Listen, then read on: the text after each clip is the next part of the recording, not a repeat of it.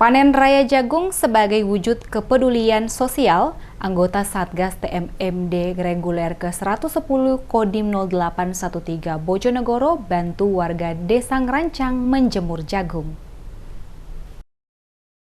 Masa panen raya jagung tiba, Waginah dan warga dusun Ngerambah, Desa Ngerancang, Kecamatan Tambak Rejo lainnya menjemur jagung di halaman rumahnya masing-masing. Saat menjemur jagung, hadir anggota Satgas TMMD yang berniat untuk membantu meringankan pekerjaan Waginah. Warga dusun Ngerambah, Desa Jatimulyo ini mengaku berterima kasih atas bantuan yang diberikan anggota Satgas TMMD, sehingga pekerjaan menjemur jagungnya bisa selesai dengan cepat.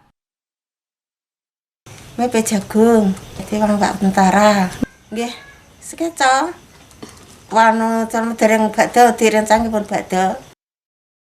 Waginah juga berterima kasih atas kehadiran anggota Satgas TNI Manunggal membangun desa ke-110 di Desa Ngerancang yang mendukung kegiatan sasaran fisik dan non-fisik.